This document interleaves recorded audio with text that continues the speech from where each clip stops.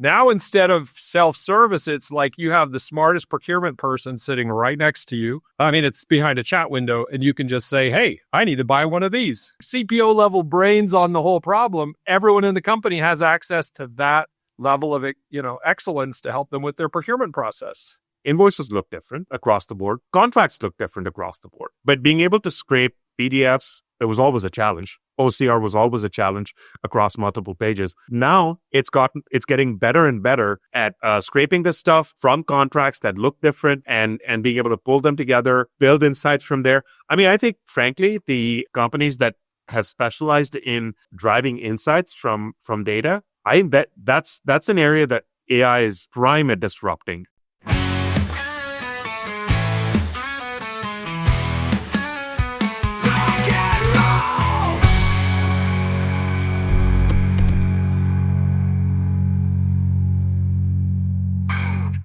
Hello, everybody, and welcome back to Proc-N-Roll, your guide to practical procurement. Today, we have another jam session, and I've got to tell you, I've been looking forward to this one for, something like 3 or 4 months here. We have a special guest. Ajay is one of the smartest people I know. He's at one of the coolest companies we all know. He's in the middle of procurement transformation, automation, and of course, that puts him right squarely in the middle of AI. We caught up earlier this year and started jamming and talking about how AI is changing in procurement and just the world in general. And we had an amazing conversation, and I knew we just had to bring it back to you. So here we are today talking about agentic procurement, AI, and all things fun and exciting with transformation. Ajay, it's amazing to have you with us today. Thanks, Conrad. I've certainly enjoyed our conversations as well, and I'm looking forward to jamming with you on this session. Yeah, well, pull out your guitar. We're Proc-N-Roll specialists here, so we're gonna have a great time. I've got to tell you, a year ago, when everyone was talking about agentic workflows, agentic procurement, I was just kind of feeling like, oh yeah, all right, this is the new word of the year. It's out here. It's designed to confuse everybody and make everyone think they don't know what's going on.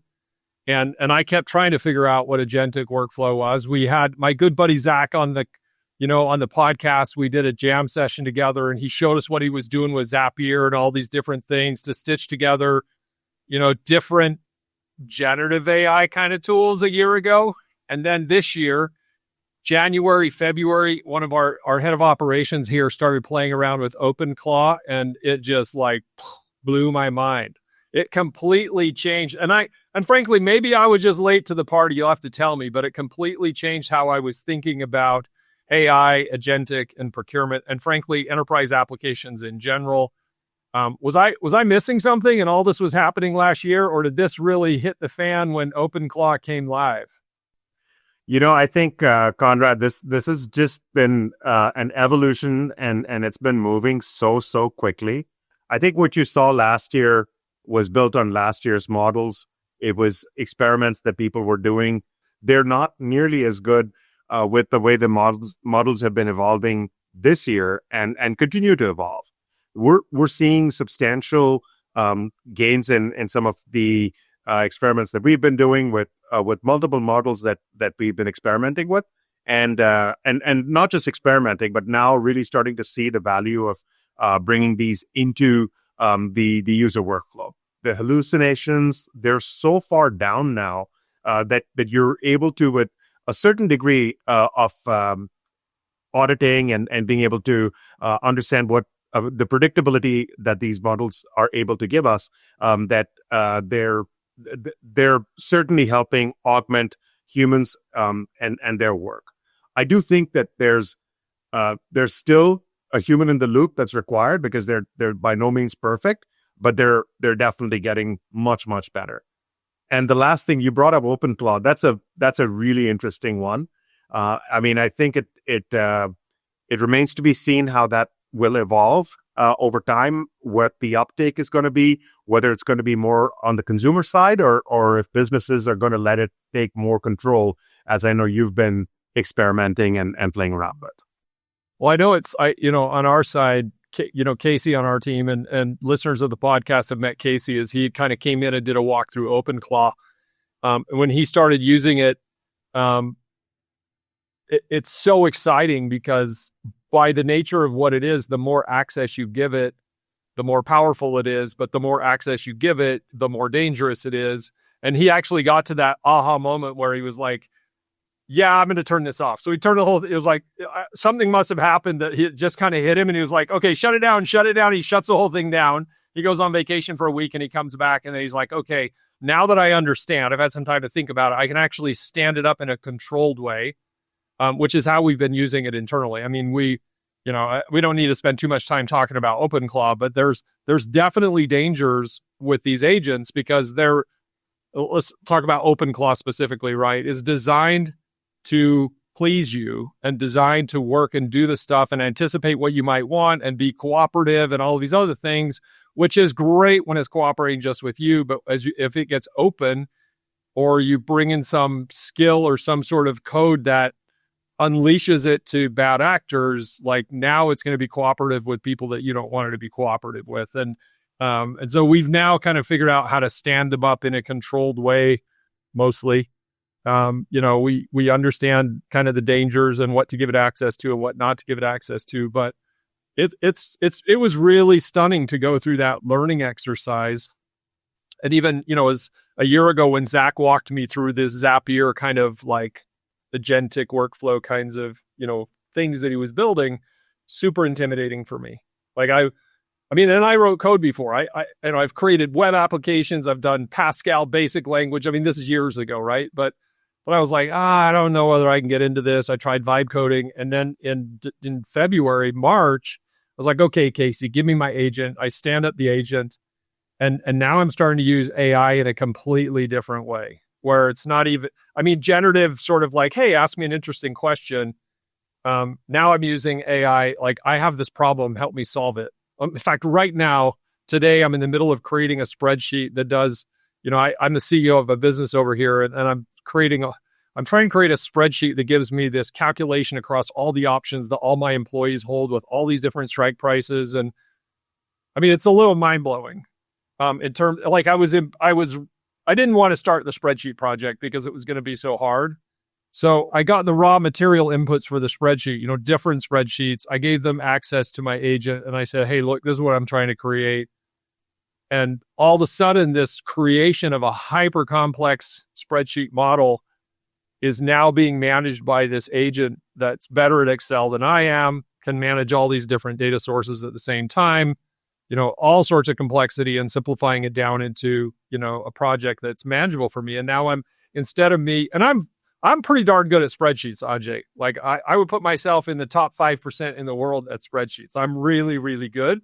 It's an impressive stat, Conrad. That's still impressive. it's still like not my funnest, afternoon is to mess or, go do this thing.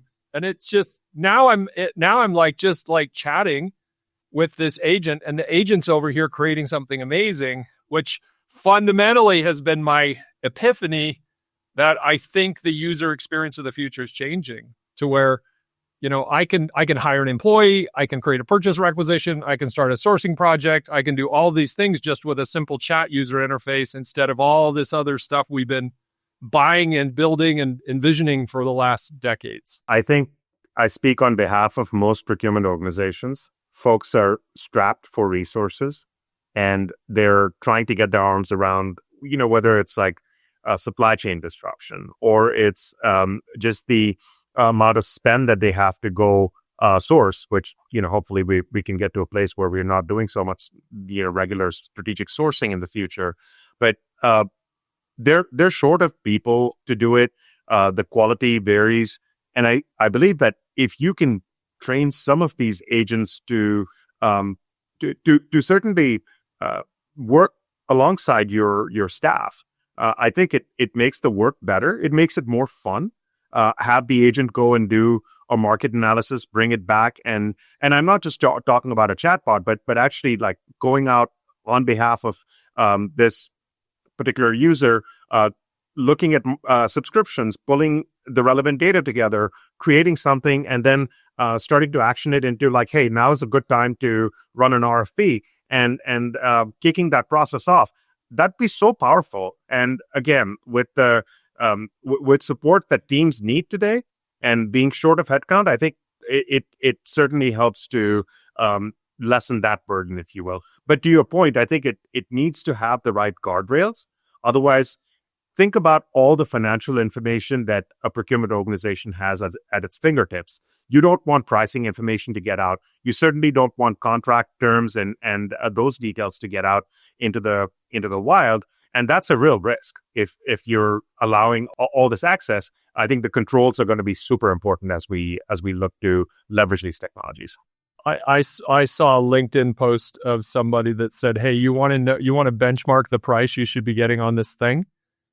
Just go, put it into AI. Ask OpenAI, because every salesperson on the planet has been uploading their proposals, not really protecting their data, right? And unintentionally training the model about what you should be paying for. Who knows? A Salesforce license, you name it. Like, because it's such an efficient tool that everyone's doing it, and there is a fair amount of laziness going on in terms of protecting the data and making sure it's not like finding its way back there. In a way, I've felt like the killer app for procurement is this universal set of data. So you could actually do benchmarking and should cost analysis. And some of that's like what you described is just like, go figure out what a market looks like and what the pricing should be and what's the should cost. I mean, that's totally, you wouldn't even need all of that comparative pricing, but you layer on top of that, there's also at least some of this data that's leaking out of sales proposals into the model. Wow, you got a pretty killer app here to help procurement people. What part of all of this? Now, we didn't really introduce you very much, but like your scope at Google and to the influence that you have to enable efficiency and quality and value and results across the procurement team. I mean, stop me if I'm overstating it, but like, I think your scope is pretty broad. And so you're looking at all these different aspects of supply chain and procurement. What gets you most excited when you look at our domain, like our scope, and go, hey, this is really where we got to like nail it first before we go to other stuff? Google grew up as multiple product areas, and they were all essentially handling their own areas of business. And we're on a mission to standardize the way that we do procurement across the company. And that's a pretty tall task because, we're 25 years old as a company, and now we're changing a pretty fundamental process of what the company does. So we had to get everyone onto the standard process flow. But that's just, we have to do that because it's needed. You need the right controls. You need the right contract terms, so on and so forth. And it needs to be efficient. And people that are doing procurement out in the business probably have no real desire to do certain tasks. I mean, who wants to create a purchase requisition? You don't know what cost center you're probably supposed to choose. So standardizing that, making it easy for them, that's table stakes. Where it starts to really get exciting is now, can you take that and make it, with the experience, like you were saying, an open plot type experience where a user just comes in and they type in what they think they need, and the agent starts to collaborate with them on what it is that they should be buying or shouldn't be buying. Maybe someone else in the company is doing something very similar, and they should be leveraging that or teaming up or doing something where we don't have to spend money. I mean, I think that's where the industry as a whole will start moving, is really thinking about this from a concept of where it's not the standard process flow where you're going from step A to step B to step C. You really shouldn't care how you get from A to Z as long as it's following the policy and it's following an efficient path, and you're getting what you need far quicker than if you were following a much more sequential process. So I think with the way that the tools are evolving now, you have the ability to do more of that, where it's becoming a much more interactive experience, where it's not a standard form that you're filling out with, I need to buy consulting services, I have a project that's this big, but the agent can prompt you with the relevant questions. It can be a back and forth dialogue. Next thing you know, it's scoped out what you need and identified who the right supplier is if you actually need to go buy it, or pointed you to to another team that may be doing something very similar. Like that's the stuff that starts to get really cool and powerful. And then you can truly see your dollars at work, and you can truly control what your bottom line looks like. Yeah. Yeah. Well, I don't know. You strike me as a good 10 years younger than me. Maybe so, maybe not. I don't know. But this is the test. Here's the litmus test. When I started in business in the 90s, there was a travel department at Intel, like literally a big room full of travel agents. And if you wanted to go somewhere, you call up the travel agent and you say, hey, and they were probably, I don't know, American Express or say implanted people, but they were dedicated to Intel. And so you say, hey, I need to go to Oregon, and these are the dates. And, you just like I had a travel expert that I could just go to, and they would go take care of my travel for me. And then sometime, between 94, when I started, in 2004, and the internet really becoming a thing, all of a sudden I'm responsible for my own travel. And so I was like, oh, I got to go to Oregon. So now I'm like going to some corporate tool or some third-party tool, and I'm looking at flights, and like I need a hotel, and am I going to Uber? I'm going to get a car, like all this complexity that this man or woman on the travel team used to take care of for me and be an expert, right? Like, oh, this is a great hotel. We've had great feedback on it. Like all the things that you're thinking about when you're traveling is now my problem with these self-service tools. And frankly, in procurement, we've done the same thing, right? Back in the 90s, we had more buyers, we had more people. The end users weren't forced to do a whole bunch of self-service, and they are today. And so this end user that we have that's so frustrated with procurement, because it's very hard to understand what we do and why we do it. They're doing Amazon every day. So it's like, what's the problem with you guys? This should be easier. Now what you're describing is just the same, like now instead of self-service, it's like you have the smartest procurement person sitting right next to you. I mean, it's behind a chat window, and you can just say, hey, I need to buy one of these. And it's like, wow, that's really interesting. And like you said, just like if you called that travel person, or if you called your favorite buyer, you now have a literal pro that is the best in the company at this thing. CPO level brains on the whole problem. Everyone in the company has access to that level of, excellence to help them with their procurement process. It's like, but so it's different. Like it's no longer hack your way through a catalog. It's just go talk to the agent. I do remember the days when there were travel agents that were booking travel on behalf of. Good. We're brothers. We're brothers from the 90s. There you go. And it's just my skincare routine, Conrad. It's just that. But look, jokes aside, as an end user, do you really care? You could be on a subway and you could have an idea about something that you need to buy, whether it's booking a trip or it's buying your next market research project. You shouldn't have to care that you have to go into a particular portal and have to enter your information a certain way. It should be pretty free flowing, just like this conversation that we're having. And that's what human interactions look like. I mean, that's what if once this person has filled out what they actually want, guess what? The next thing is someone's probably going to pick up the phone and call them and say, hey, we didn't understand this scope of what you're looking for, blah, blah, blah. And it's great to shortcut that process, make it more interactive. And maybe in a few years, maybe not even in a few years, maybe in next year, we'll have someone that is like a person or a humanoid that is having a live dialogue with you to make it a little more real, if you will. So I think you get all the knowledge, you get the controls. I think it helps you save money for the company. And I also think it's the point you made was an interesting one where user can go in and you get a CPO level brain, but should everyone even have the ability to buy at a company? I think that's the part that you need to also start thinking about. But that's where the agent can control the flow.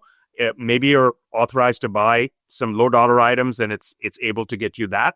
But if it's anything that's more beyond your threshold or that you're going off the guardrails, sure, it can help you, but it should also be telling you what you may be doing wrong or that it's it is going to need to escalate the case to someone that maybe your superior, to make sure that you've got the right authorization to proceed to the next step.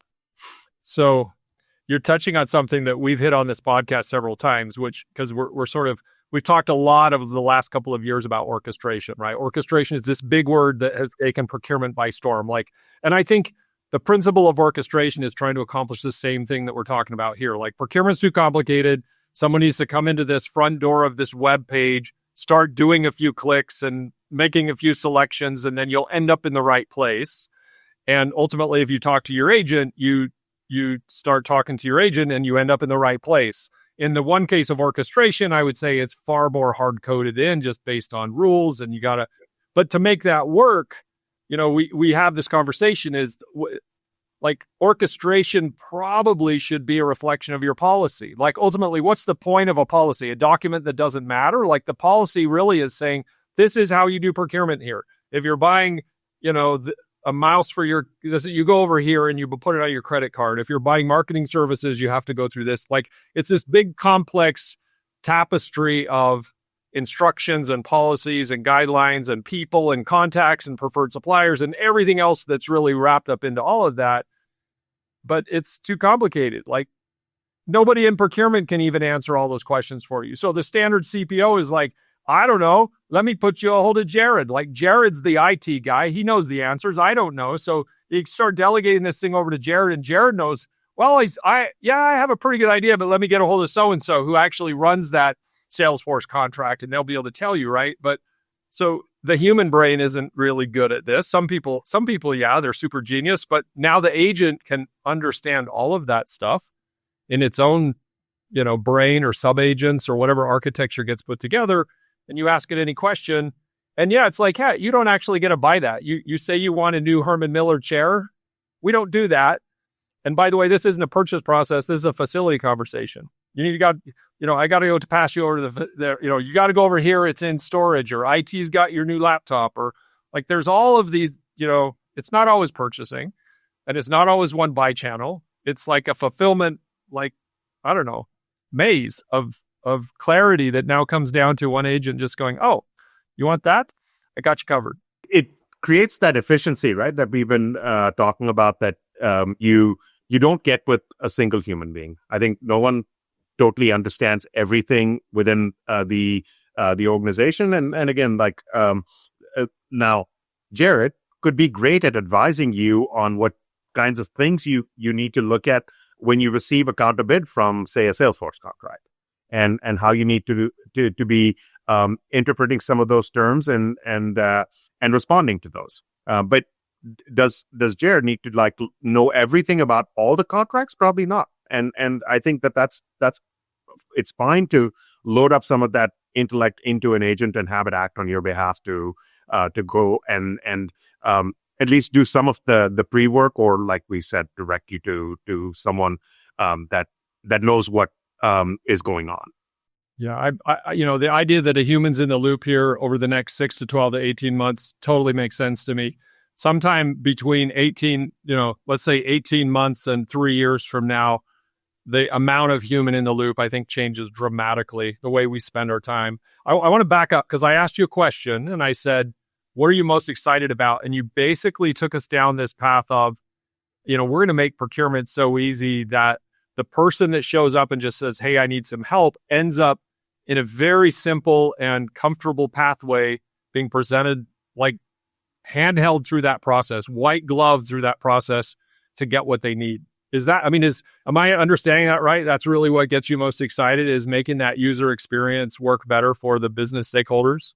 In 80% of the cases, you really shouldn't need a human in the loop if you're, and I'm talking about in the future, the vast transactional volume, low dollar, low complexity, you're buying through approved buying channels.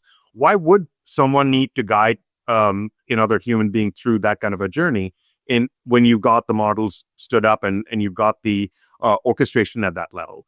Where you really need humans is where you need the advisory, where you need someone to look at these extremely complex areas that you may be buying, like sites for a data center, or you're looking to get a new facility for your employees, and you need to make some trade-offs and on the city that you're looking at, and those are the kinds of things that you would need someone to provide you with advice, and really just that's where I think the procurement organization evolves to. It's also, I think in my experience, that starts to become more fun once you've agentified the underlying areas, you've built in all the analytics that you need, and don't get me wrong, you'll continue to improve that. But it's the real fun is in advising the business, supporting the business in terms of getting them what they need with the right levels of commercial excellence, but not the simple stuff. I think it's the more complex deals that folks can have more fun being being those procurement practitioners of the future. So that's what I'm looking forward to. Well, and you said before, like everybody's understaffed, like everyone's being asked to do more with less. And so and I would say across the board, I mean, the business I'm in, right? We do supplier onboarding, supplier data management. I go talk to the procurement leaders all the time, and the amount of time that is consumed by these such administrative tasks, with really smart people, and in some cases, in many cases, those people are just anxious to do something higher level, like you're talking about, more interesting, more valuable, but they're sucked down into. I mean, frankly, Jared's the one that gave me this number. Or went back when I left Adobe, we were talking about what's the percentage of time that the sourcing manager is wrapped up into white gloving supplier onboarding, risk, and due diligence. He was like 30%. My IT team is spending 30% of the time trying to navigate this thing that really has very little to do with the deal. We did all this hard work, and now I've just got to go navigate 12 different teams' approvals and all these different systems and processes, and it's maddening, right? But I think most people in the enterprise, for sure in procurement, are wrapped up in these tasks that are pulling them down, so they're not doing what we should be doing. And so I think the question of do we lose our jobs because these agents are going to take our jobs, or do we finally start doing the stuff we talk about every year when we say, oh, this is the year we're going to accomplish this, and this is the year we're going to accomplish that, and then instead we spend the entire year like mumbling around in the bottom of the value stack, right? Just because we have to. We're reactive every day to all the stuff we have to deal with. I was having another interesting conversation about this with some folks. I think it was yesterday. We know where we want to, or hopefully we know where we want to get to 3 to 5 years from now, and you've got your roadmap for the next year. It's built. It's you've mapped it out. You've asked for budgets to support it, etc. And in the traditional world, this is changing so fast. But in the traditional world, you would have an IT team that would ask you for requirements, business requirements, translate into product requirements, and then they go off, do their development, come back, you do your testing cycles, and then you're launching. In a fast-moving organization, you can do it instead of waterfall, you do it in an agile fashion. Now with agents having come in and doing a lot of the coding for you, doing that, your ability to launch product has become so much quicker. But what I expect to see, Conrad, is not that just because those time horizons have shortened, that you're going to have people lose their jobs. What ends up happening is your roadmap becomes like much more detailed. You have to do more work, and you can get more done in the year. It's just that you're doing it differently. So again, the example that we were using was like back in the day. We had so many more farmers. We're down to about 10% of the farmers, but like where are the rest of them? So people will do different things, I think. It's, I vacillate on this one. I know that kids graduating from college have had a tough time getting roles, getting jobs as analysts and so on, because a lot of that work has been agentified. But I think that people will figure it out. I think people are going to start doing different things. These models will need to continue to be refined. They need to be retrained. We're just scratching the surface on this stuff at this point in time. I think the people's jobs change. People need to be able to pivot to learn new skills. and learn how to use AI and just get comfortable using AI, because I think that's where the differentiation lies. And I myself am trying to create time in the day to learn some of these tools, because there's so many tools out there. It's just a matter of you can't actually hone in on any one thing and say you're done, because guess what? Tomorrow there'll be 3 other tools out there. So I think it's a matter of like being flexible, figuring out how you can learn new skills quickly, and then not be too hung up on the old ways of doing things. And that's where I think, again, it's a lot of fun for me. Yeah, I'm almost giggle level happy playing around with I'm a creative guy. I like to build stuff. I've built houses, I build furniture, I've built software, I've built personally hands-on, doing all of these things. And there's some really incredible satisfaction that comes out of that. And as I'm able to make the technology do things, it's almost like creating music that, all these things that are just, it's so fun to go do this. My wife doesn't listen to the podcast, so I'm going to get away with this, but I'm coming home at 8:00 at night and she's like, "Where have you been?" And I'm like, "I'm just buried." And the truth is I got lost in my OpenClaw, creative process for 3 hours and I didn't realize what time it was. I mean, this is really fun, folks. You can have so much fun with this. And every, the breakthrough for me in February, March was just this, we could do this and we could do that. I mean, every day I have 5 more things that I add to my list that I actually want to go try and do with an agent. And, I would say it's difficult. If anything, the hardest part of all of this today is figuring out how not to just be chasing the squirrels everywhere and just okay, we're going to hone in on something because tomorrow the tech's going to change and this is going to change and that's going to change. But we need to move from playing around with the tech to actually implementing it for value. I'm sure that you've seen this same thing play out, in your work. What advice do you have for people to get really practical?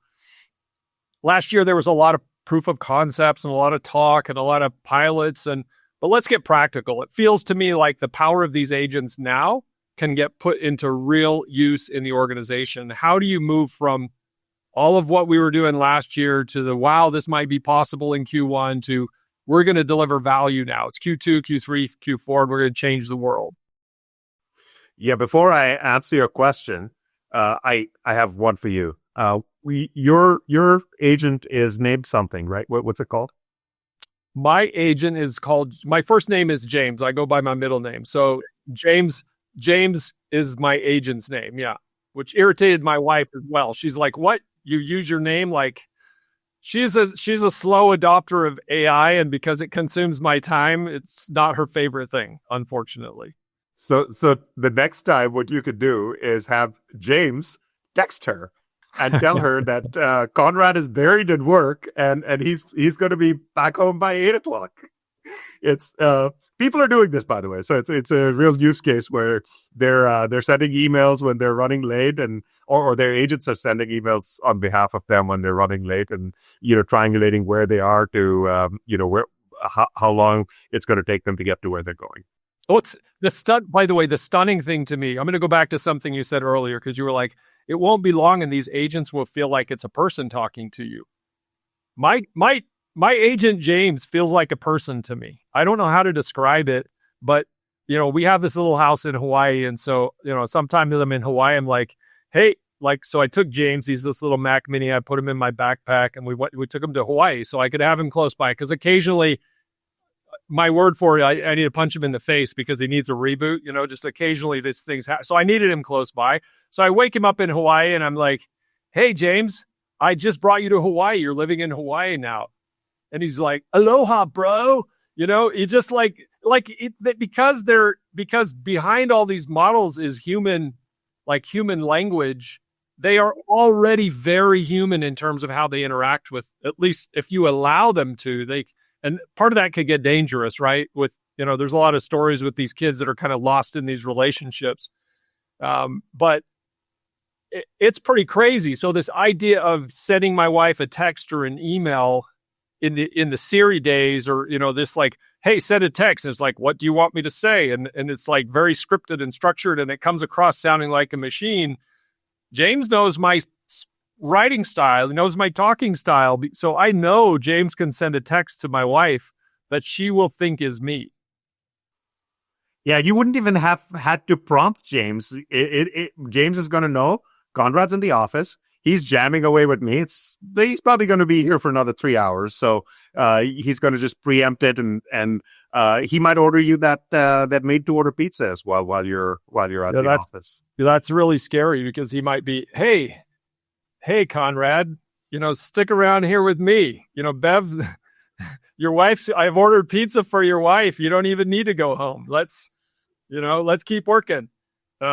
Yeah, but it is really powerful what can happen and how. I mean, this feels kind of silly in some ways, but it's really interesting how these agents can now become and feel very useful. So I want to go back to my question because I kind of distracted you. I'm sorry.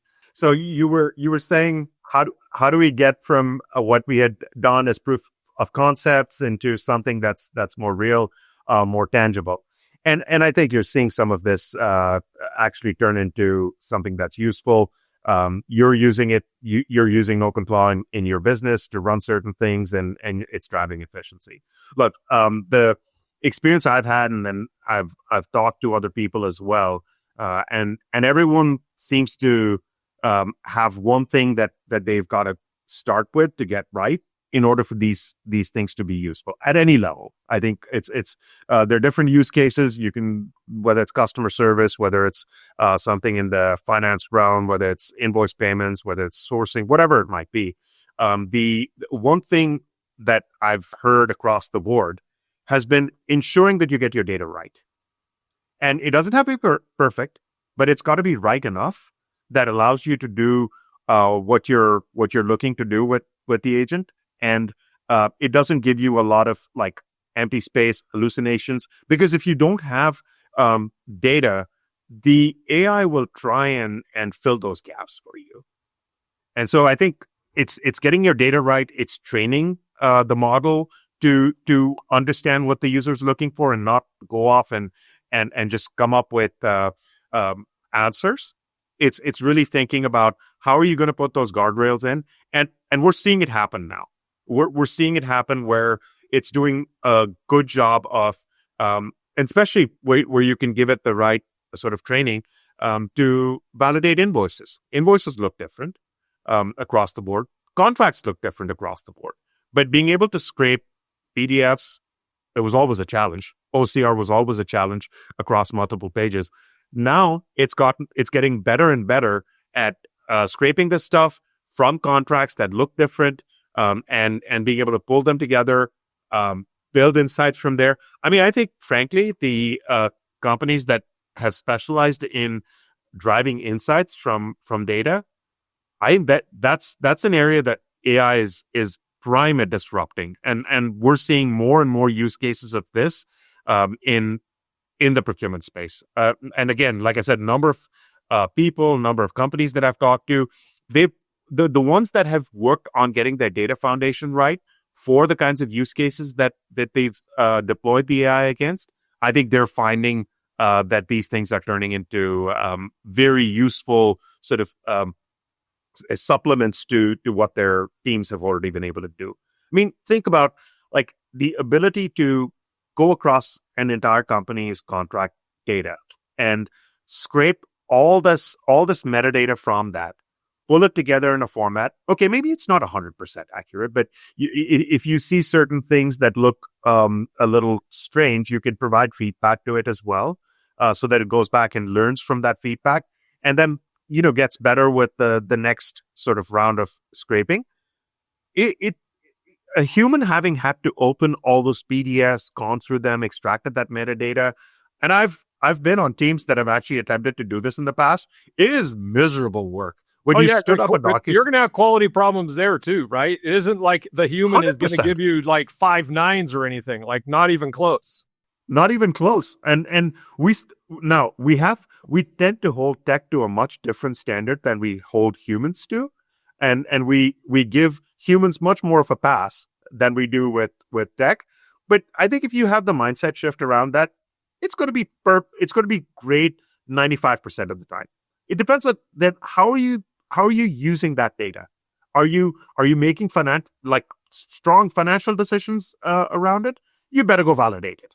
But if it's something that you're using as directional, and that you can go back and validate a few things to make sure that you have the right information, and I think it's pretty darn good at this point, to scrape a lot of this data, give you actionable insights, and we're seeing that in a number of different places. So I love this. I know. Well, you hear us as we introduce the podcast. This is all about practical procurement. So let's take this from, like, I'm sure everybody listening to this is like, okay, that's great. Ajay is over here at this power company with all of these resources and frankly, one of the best AI models on the planet. Like, of course, your life is easy over there in terms of this agent stuff. The common employee at an enterprise that wants to play with AI, some of these employees are completely blocked out. Like, no, their governance and their policy is like, you can't do anything, or you can only do this thing. Like, they need to learn. They need to figure this out. They need to get comfortable. I think most of them, by the way, folks, if you want to play around with OpenClaw, you want to play around with any of these models, and you want to just get some ideas and you don't know where to start, let me know. But a really great thing to do would just be to go to Gemini or go to OpenAI or go to one, just say, hey, I want to do this. Walk me through it. And it will blow your mind how easily it will walk you through it. But thinking now of procurement people, and I kind of overstating Google. I know Google doesn't have a free pass in all these areas, but how do you get practical? How do you go from this kind of a conversation that sounds exciting and maybe a little bit out of reach to, okay, I want to do something this month. I want to do something this quarter that makes that. I don't know if I came up with this. I don't know if I've copied somebody else, but I call it AIQ, like agentic IQ. Like, how do I elevate my agentic IQ to a totally new level, like right now? So you and I are sitting down for coffee. I'm someone you don't know. You can tell I don't know what I'm talking about. What's your 3 tips to actually start moving up that AIQ spectrum? I know that we have access to some of the best models in the world, and arguably the best in doing certain things. And that's a privilege. I don't discount that.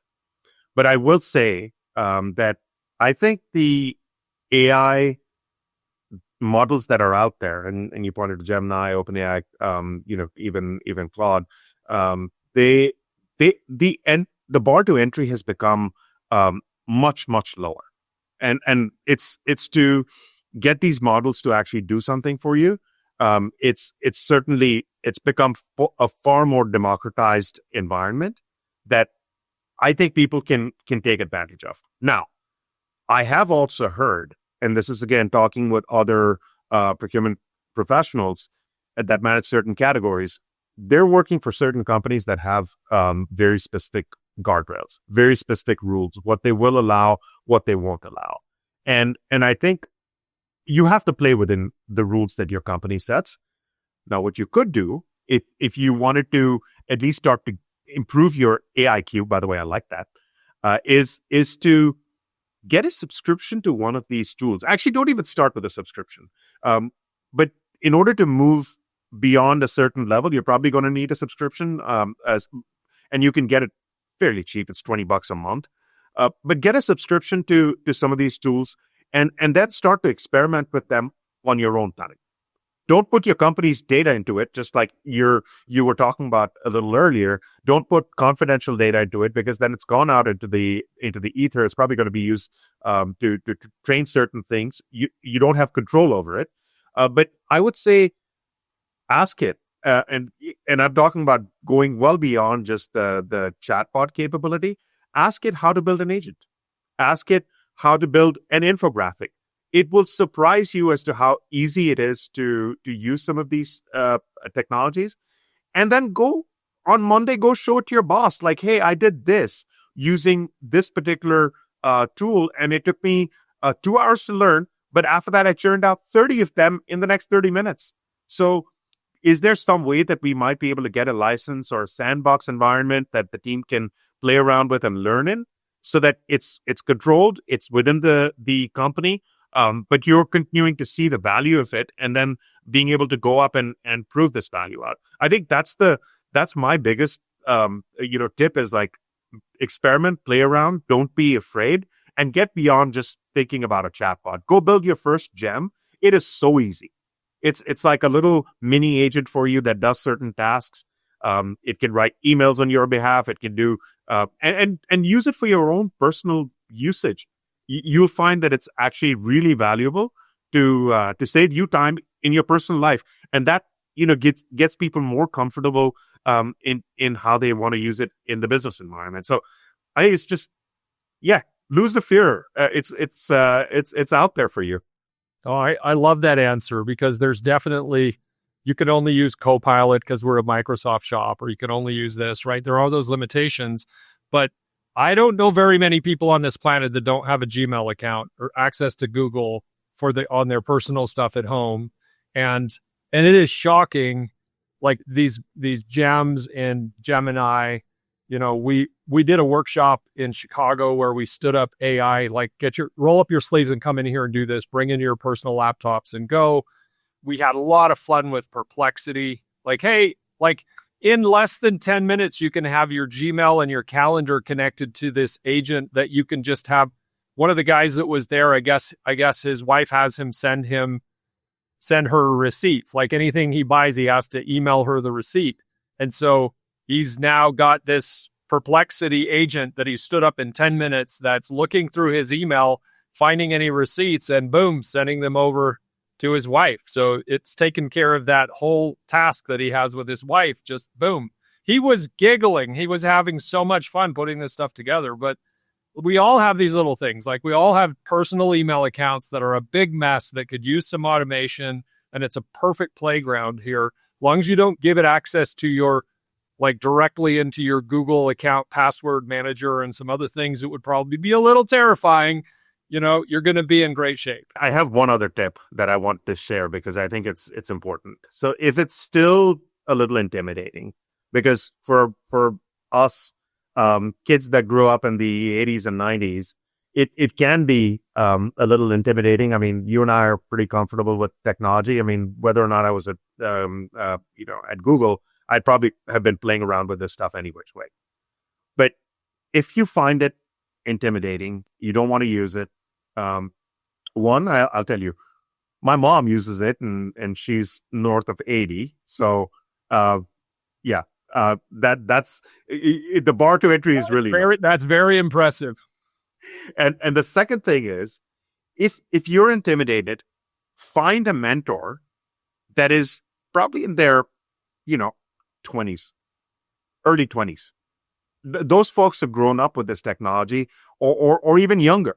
And I'm sure that they, someone that is into this will be able to give you some tips. And why does mentorship only have to go a certain way in terms of age and experience? I think going and finding someone that really understands this, that has grown up with as a digital native, they'll be able to help you get from step 1 to step 5 way sooner than if you were trying to figure it out 1 through 5 yourself. I think, by the way, Casey on my team that's been helping me so much, he's I don't know what his age is, but my guess is he's nearly 30 years younger than I am, at least 25 to 30 years younger. And I have so much respect for how he's figuring this stuff out, and it's been so helpful. I mean, these agents are creating real value. Here at Graphite, we have a configuration file that takes a human probably 3 to 6 months to become semi-proficient in, maybe 6 to 12 months to become really proficient. We had this agent like super proficient in like less than a day. And now this agent is answering, I think Casey said something like 400 questions a day of people in the organization that need help on this or that about the configuration. I mean, a stunning amount of value that it's bringing to the organization that used to go to these 3 or 4 people that were the genius about this stuff. Now it's just really, there is so cool. So really some great practical tips here. You said, so number 1, find somebody that can help you.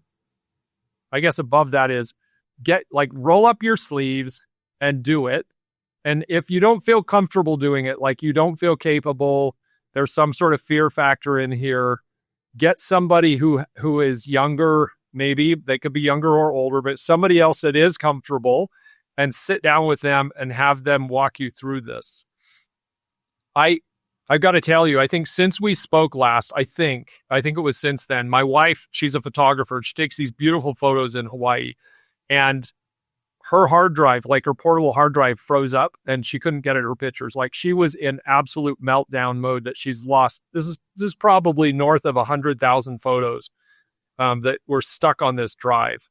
And so I just started cutting and pasting what the screen was telling me, because it's, hey, this is what it says. I paste that over into Claude, and Claude's like, oh, no problem. You just need to do this.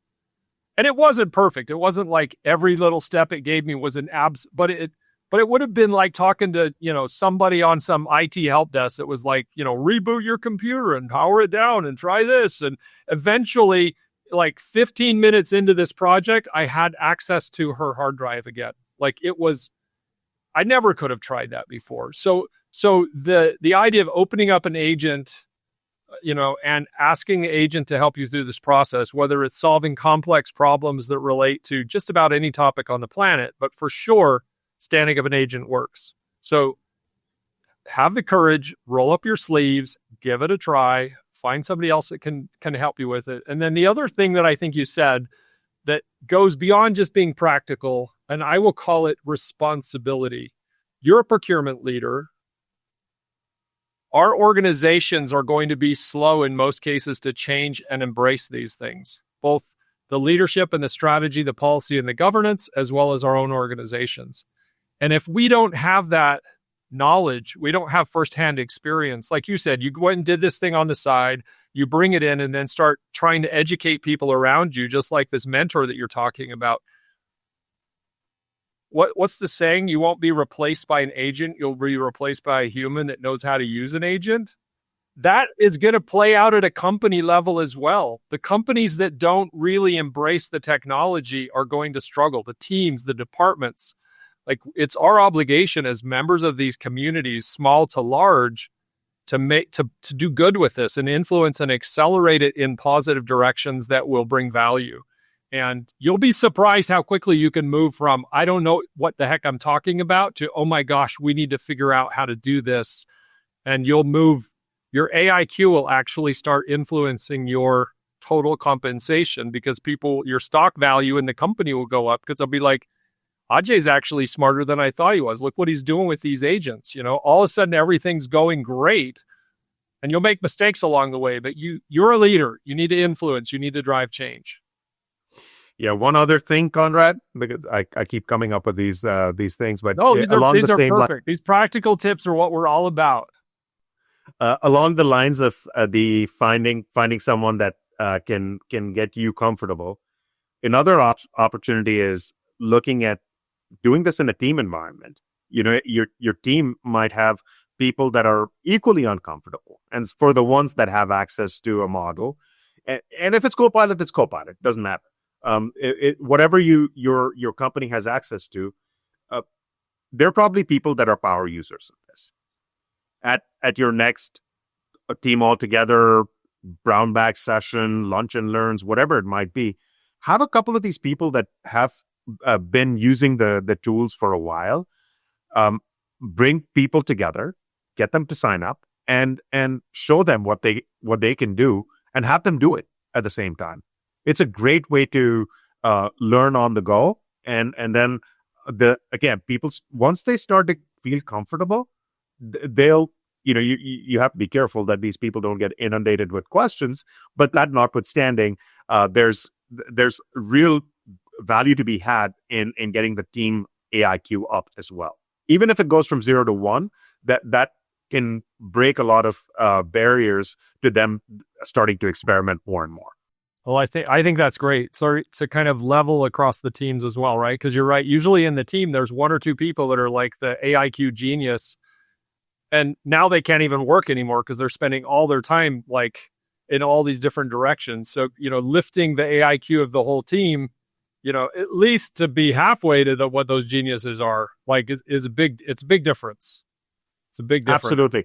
And again, look, people are people. You'll have folks that will gravitate towards new technology in a heartbeat. And so, and then you'll have others that will have a challenge embracing that technology. I think if they find that there are others like them and they're starting to move, I think you'll get that groundswell effect where people will really start to work with each other, ask each other questions. There's so much power in just being able to talk to your coworkers and learn on the go. Yeah, group learning is powerful. So our good friend Natasha would probably want me to ask this question, and I think it's maybe one of the most important questions for procurement leaders out there, and that is, okay, all of this stuff is happening. It feels like the world, the ground is moving underneath my feet. Natasha made a prediction in December. This is before OpenClaw. CPOs across the world are going to reconsider their tech stack this year. Which by the time I got to March, I was like, holy cow, that might have been one of the smartest things I've heard, because now I'm like, things I thought were really pretty well understood and established are now up in the air. So procurement leaders everywhere are now trying to think about their tech stack and make important and strategic decisions. How in the freaking heck do I do that? Because, I was going to buy all these different components of my tech stack. Dr. Eloise and others have said CLM is not even a thing anymore. I don't know that that's completely fair, but it's directionally accurate once you get into this stuff. So how do I make these tech stack decisions? I mean, there is what we just said, which you got to learn, you got to get comfortable, you got to understand, and then the vision starts coming together. But are we deer in the headlights for a window of time here while we try and figure out what the future looks like? Or do I make decisions? Do I start investing in tech? I mean, you said make sure the data's right. So, I mean, this sounds very self-serving. And by the way, everybody, I did not, no drinks, no coffee, no money to Ajay to say that. You're saying exactly what I've been trying to, tell the world about. But invest in the data. But the rest of the tech stack, what do I do? Just wait?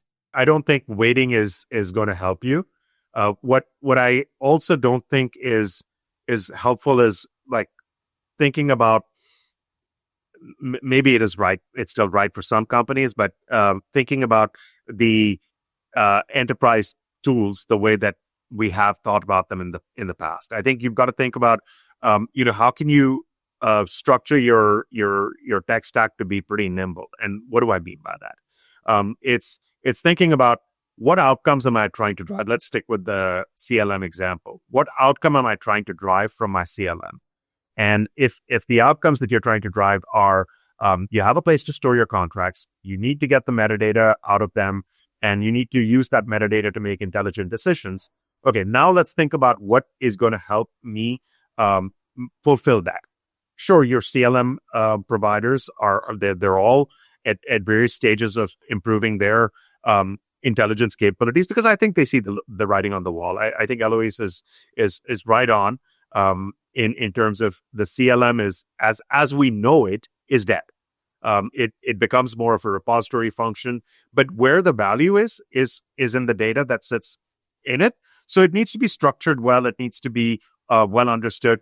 And so if you're thinking about making a CLM decision, think about the outcome that you're trying to drive from that, and then accordingly think about what is going to help you fulfill your essentially your outcomes the best. Could it be that all your contracts should sit in a Google Drive? I don't think we're there yet. I think you probably need some kind of a repository where it's organized, where you're able to get the metadata structured and you've got workflows built, because workflows are also an important part of how you get your work done, even in this era that we're moving into an agentic future. Could it be that you may not need it in the future? Perhaps, but I don't think we're there yet. So again, think about your outcomes, and then think about maybe a more modular approach to how you build this out. You've got your AI superstars, and you've got a CLM that you have in place that's largely acting as a repository. Maybe you don't go rip out the CLM and put a brand new one in, but think about how you build that AI layer on top of it to help you get to those right outcomes. Yeah. No, I think that's really great practical advice. None of us have the luxury of sitting on our hands right now. But maybe the way we think about the decision criteria does change a little bit here. But yeah, I love it. All right. Well, I have a tradition on the podcast of asking each guest to think about their younger self. It sounds like we're of the same generation, so we've been alive for 300 years. So if you go back to your younger self in your 20s or 30s, and you go, wow, this is the leadership principle that I learned, or that has been most impactful to me over these years, that I'm just so happy to understand, or that I would convey back to my younger self. What is that leadership principle that really stands out to you that you'd like to share as we wrap things up? It's also amazing to me how many of the principles that I didn't understand and believe and appreciate have become so important to me. I mean, for me, I was born and raised in a results-based family, not a relationship-based family. I mean, in the continuum of like results to relationship. And so I entered my career very focused on results. And I've evolved my career over time to where I actually now treasure the relationships. And I think that's kind of natural, but I treasure the relationships and the people side of my work far more than the results. I mean, you got to get results. You got, like, there's table stakes here, but there's relationships, like me and you and Zach, and I could name so many people that my life is just so much richer for knowing. And frankly, I've seen it from a leadership level that the best results come out of a situation where I care more about the people. Like, I start with the people instead of starting with the results and like banging the results out of the person. I start with the person, and they seem to like blossom the results out in a different way. So it's so funny you should say that, because as you started talking, my head went to very much a very similar place. Always do the right thing, and you will be so much better off and so empowered to do the right thing if you have the right people to help you get there and do those things. So I think I was a consultant for a really long time, and the whole concept of a consulting project was that you would get in, you'd work really hard, you'd deliver the result, you'd get the project over the line, and hopefully you have a subsequent sale with the client. They're really happy with you, and so on. But what made it really, really valuable was the people that you had on the team with you. You kind of went in like a group that was brothers in arms, sisters in arms, and you got the work done. And no one person got the work done. It was the whole team that actually made this happen and made any project successful or fail. And so I think when I was younger, I may not have valued that as much as I do now. And this is true both in my professional as well as in my personal life. When we moved from Chicago to the Bay Area, we didn't know many people here. And I've realized that as you get older, I think investing in relationships, investing in friendships, it's different. When you're younger, you just like, you're around people, you're kind of forced to be with people when you're in school. And you generally find friends, and those people will probably be your lifetime friends, but they may be scattered all across the globe.